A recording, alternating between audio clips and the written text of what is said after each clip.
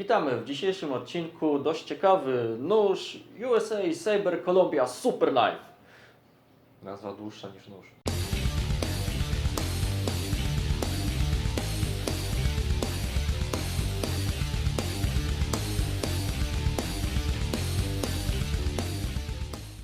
Jak widzimy, jest to nóż typu folder, tak zwany dżentelmeński rodzaj everyday carry. Złożony posiada niecałe 4 cale, czyli 10 cm. Po rozłożeniu jest to 7,5 cala, czyli w przybliżeniu 19 cm. Głownia posiada nieco ponad 3,5 cala, zaś ostrze posiada niecałe 3 cale, czyli 7,5 cm. Czubek jest przekrzywiony fabrycznie o 2 mm. Jeżeli chodzi o stal, producent nas określał mianem stainless. W tym nożu możemy zauważyć dużo ciekawie wykrzywionych fabrycznie elementów. Ostrze jest wykrzywione. O klipsie można powiedzieć tyle, że jest. Rękojeść jest rękojeścią lakierowaną, zbitą ze sobą pinami.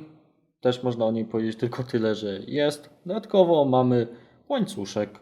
Jeśli chodzi o ergonomię tego konkretnego modelu, nóż jest wąski, leży w miarę dobrze w dłoni. Rękojeść z racji lakieru jest śliska, więc pewnikiem wyleci z ręki od razu. Żeby go otworzyć, tak jak w przypadku wielu tanich noży, musimy po prostu użyć swojego własnego paznokcia, więc możemy zapomnieć o otwieraniu go jedną ręką, czy otwieraniu go w sposób szybki.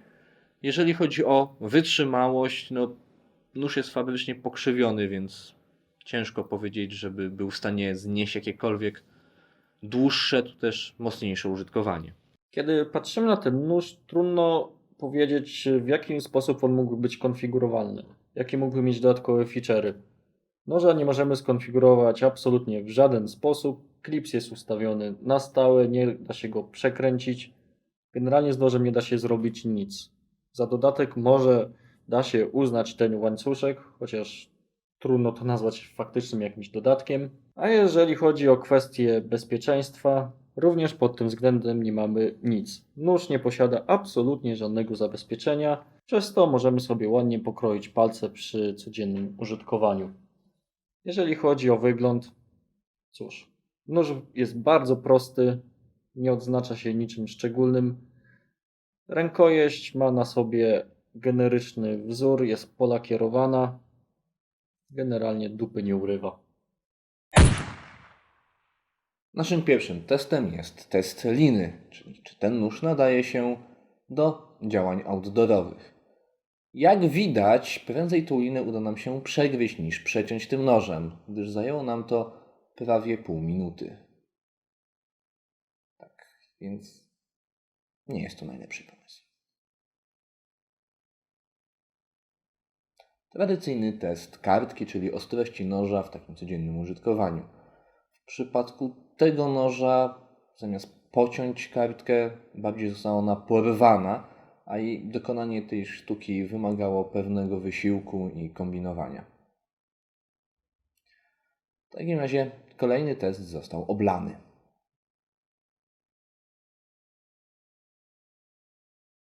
Jak widać, wszystko jest poszarpane. Standardowy test kartonu, czyli czy możemy otworzyć paczkę, czy też coś przeciąć. W tym wypadku nóż dał sobie o dziwo radę, w porównaniu z pozostałymi testami dalej zajęło nam to znaczną ilość czasu. I nasz piękny test pomidorka, czyli czy możemy przygotować sobie kanapkę, pociąć pomidorka do sałatki, lub w tym wypadku raczej poszarpać pomidorkę, gdyż przecięcie go wymagało dużej ilości kombinowania. Zresztą widać, jak się mu wygina skórka. Co jeszcze powinniśmy przeciąć? Dajcie nam znać. Wiem, że to głupie pytanie, ale co o nim sądzisz? W moich dawnych przeróbkach. Co ja mogę o tym nożu powiedzieć? Jest to absolutnie najgorszy nóż, jaki kiedykolwiek widziałem. Jest tak absurdalnie zły, że trudno powiedzieć, od czego tu zacząć. No, co my tu mamy?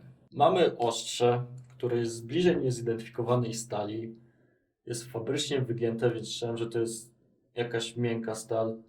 Po jakości nie zdziwiłbym się, jakby to była 420, czyli po prostu złom. Nie mamy żadnego zabezpieczenia przy zamykaniu, co aż się prosi o pocięcie palców. Nie. Czyżbyś coś znalazł? Tak. Nie da się pociąć tępym nożem. A, racja. Jak widzicie, to jest zabezpieczenie przed pocięciem palców. Jest tak tępy, że tego się po prostu zrobić nie da. Jeżeli chodzi o jakieś jego zalety, bo on posiada wbrew pozorom zalety, poza ceną, jest tak, gdyby był wykonany porządnie, w sensie z porządnych materiałów, ten wzór mi się podoba. Taki mały nóż do noszenia przy kluczach, malutki edek. No taki klasyczny, można powiedzieć. Tak. Problem z tym nożem jest taki, że Wszystko jest w nim złe. no nie, piny trzymają nieźle. To jest ciekawe, nóż nie posiada żadnych luzów, nic w nim nie lata, a z drugiej strony udało mi się dokonać przeróbki klipsa, używając w tym celu po prostu palców. Jak widać, ten klips nie bardzo by się trzymał paska czy kieszeni. On nie trzymałby się generalnie niczego.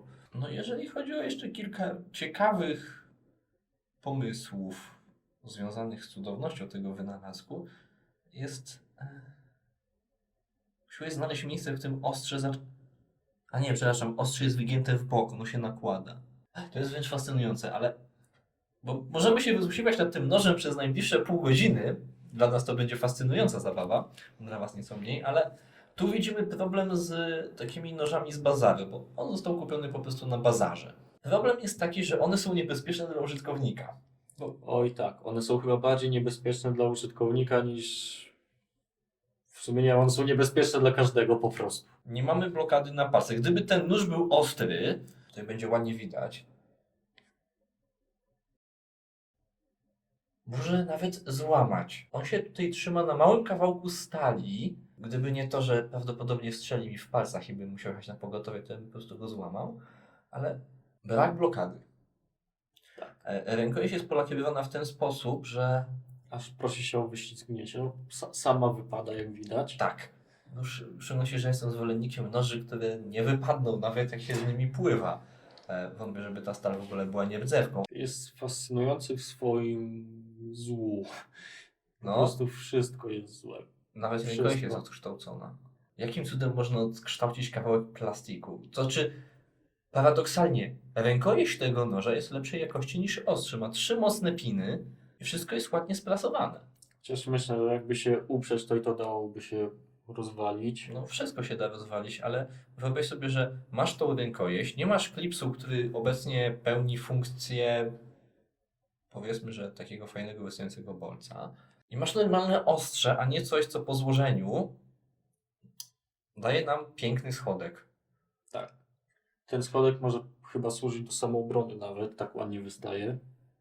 Nie, no aż tak źle nie jest. Jest. Jest. Jeżeli chodzi o ten nóż i ocenę w skali od 1 do 10, pamiętaj, że nie mówimy, jak bardzo jest skopany. Myślę, że to jest solidna 1. Trudno, naprawdę, trudno znaleźć tutaj cokolwiek dobrego. Ten nóż jest zły pod każdym względem. Jest zła stal, jest zła rękojeść, jest zły design tego noża, źle się go otwiera, jest niebezpieczny w użytkowaniu. Nie próbowałem go naostrzyć, ale myślę, że to by się źle skończyło dla tego noża. Po prostu wszystko w nim jest złe, jest skopane. Ja się nie zgodzę. To jest takie słabe 3. Wbrew pozorom rękojeść jest, przynajmniej ma porządne piny, więc się nie rozsypie od samego patrzenia. Fakt. Klips to jest pomyłka. Klips zasadniczo usiłowałem wyprostować, żeby był w ustawieniach fabrycznych i mamy przyrzut do ćwiczenia palców, ale ostrze jest beznadziejne, to nie ulega nawet wątpliwości. Ale to jest takie słabe 3, biorąc pod uwagę, że ten nóż kosztował zawrotną kwotę 20 zł, czyli No to może go ratować, że powiedzmy jest wart swojej ceny. znaczy sądzę, że za 20 zł znajdziemy nóż, który jednak będzie działał, bo jak obejrzycie testy z użyciem tego noża, on kroi pomidora metodą bicia pomidora. Pod tym względem bardziej przypomina siekierę niż nóż. W każdym razie, jeżeli chcecie zobaczyć więcej odcinków i lepszych noży, zapraszamy do innych odcinków, a jeśli chcecie nas wspomóc, to dajcie nam suba, żebyśmy mogli kupować noże, które są nożami, a nie wygodem nożom do domu. I pamiętajcie, nie kupujcie takich rzeczy. Jak będziecie na jakimś bazarze, jak jakaś podejrzana osoba w ciemnym załuku będzie wam proponowała kupno noża, Odmówcie.